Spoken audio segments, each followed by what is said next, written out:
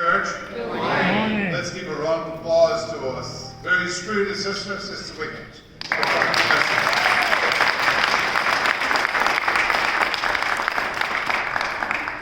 First of all, on behalf of the East Coast chapter, Tuskegee Airmen Incorporated, it's a high honor and privilege for us to be here on Bolling Air Force Base at the chapel.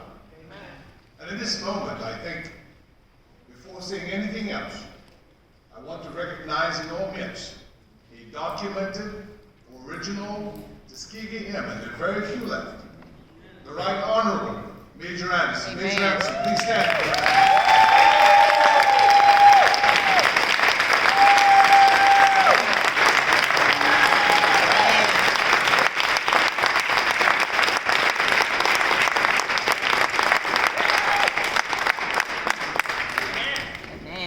We are possessed of a degree of liberty, freedom, and humanity because of the sterling service of those airmen. Later on this morning and afternoon, we'll be hearing from Chaplain Sherrol James. I want to thank you, Chaplain, for having us here, and let's give Chaplain in advance of her coming for our report.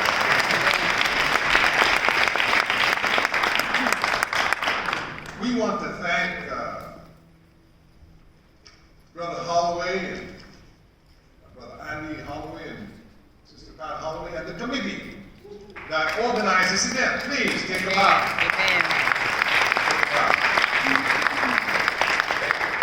It's important as a nation that we recognize those who service made the nation. And in this moment, I'm reminded that when I, maybe almost 30 years ago, purchased a book by General Benjamin O. Davis, who was the first squadron leader of the 9th Land Pursuit Squadron. In his biography, he recalls taking his first flight. And his first flight, ladies and gentlemen, dearly beloved, was taken at a place called Bolling Field, which is now Bolling Air Force Base. This is history. So in many respects, we are here on hallowed ground. We're here on blessed ground.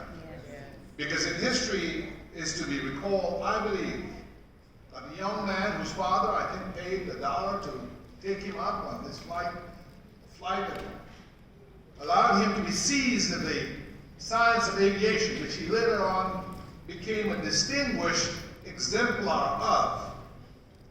I believe his final farewell from the surly bounds of earth was held right here at Bolling Chapel. General Benjamin Davis, his farewell was right here in his hallowed halls. So let us remember him, and let's remember those airmen. For those airmen were able to succeed because they were blessed with the blood of the Lamb. If you look at the P-51 Mustang, there's a reason why it was painted red. There's a reason why we wear the red jacket. We wear it proudly because those men were seized of a particular Christian faith. It was the African American church. It was all churches of goodwill. It was the historically black colleges and universities, like Harvard University. It was the NAACP. It was Eleanor Roosevelt. Good people, all races, coming together, as we should, that made for it to be successful a project.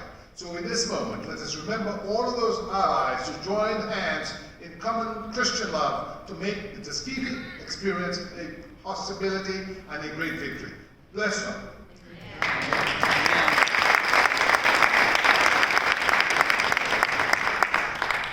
This has been a momentous month, this February, because it was this February at the Super Bowl that we had at Tuskegee Airmen, one of several servicemen, the 100-year-old, the then Colonel Charles McGee.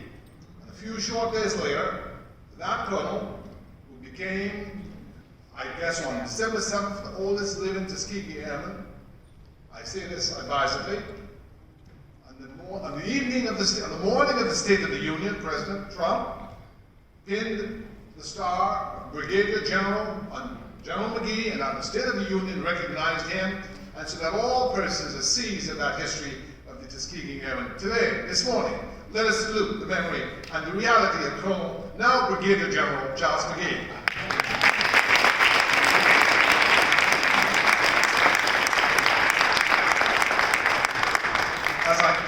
this morning, I want to invite all of you to join with us. The airmen are almost all gone. On a typical meeting at the College Park Aviation Museum, we will have about 4 airmen. Who would these 4 airmen typically be? Major Anderson, William Fauntleroy, Walter Robinson, and we'd also have Herb Jones. Now, the last meeting we had, Saturday last, only Major Anderson attended. What does that mean for each and every one of us? All of us here, we were seized of that Christian virtue, that civic duty, that love of history, that love of community, that love of service. All of us here are eligible, where we have good character, to join the Tuskegee Airmen. So at this moment, I'm not asking you to pay any $5 into the coffers of the Tuskegee Airmen. All I'm saying is we humbly invite you, we beseech you, we lovingly welcome you into the fold of the Tuskegee Airmen. Please meet us outside at the end of service so we can sign you up. We are honored, we are delighted. We believe that the best tribute we can pay to the Tuskegee Airmen is to encourage our young boys and girls to engage in aviation science, to engage in the study of science, technology, engineering, and mathematics, which is what we need in the 21st century so we can be prosperous. That is what our mission is. It's an education mission. It is not only a mission dedicated to the heritage preservation of the airmen, but it's a mission dedicated to educating our young so they can be successful in the sciences, so they can be successful in technology, so they can be successful in engineering, so they can be successful in mathematics, because those are the areas in which the original airmen were able to excel despite the vicissitudes that they had to endure. Despite the fact that some may have thought they were not capable, they said, in fact, that by the grace of Almighty God, yes, we can. And they did. So we know that the Tuskegee Airmen experience would not have been possible but for alliance building across the boundaries of race and creed and color. It was successful because we have people like Colonel Noah Parrish, who was a white Kentucky cavalry officer from the deep South, but a man of great Christian virtue, charity, spirit, and love, and that he did not allow his African American brothers and sisters to endure those difficulties. He stepped in the breach, and he recognized excellence for what it was. So in this moment, let's have a round of applause for the brother from Kentucky, Colonel Noah Parrish, who was commandant of the Tuskegee Airmen. Let us hear it from Colonel Parrish.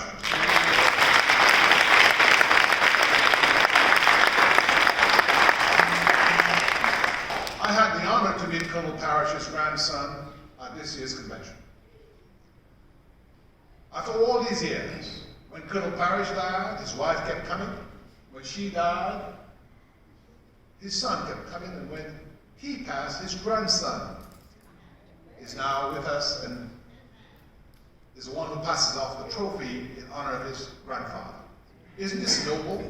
Isn't this noble where we can, as a country, come across, hold hands, in the spirit of our Christian faith, find the honor that resides in each of our hearts? This then is our mission, to go out with love and purpose and service to the best among us. And as I conclude, I just would ask all of the Tuskegee Airmen members here gathered who joined us this morning in this place, in this church, to stand up and be recognized, and the wives as well, to stand up and be recognized for the good that you do. Amen.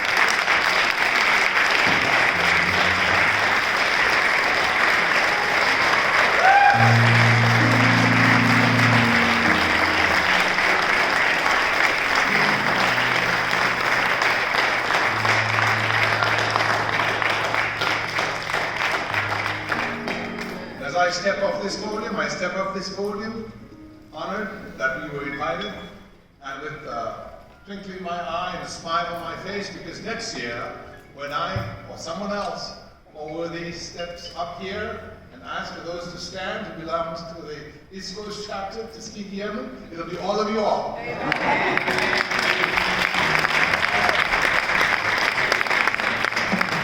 Mr. Christian. Thank you very much.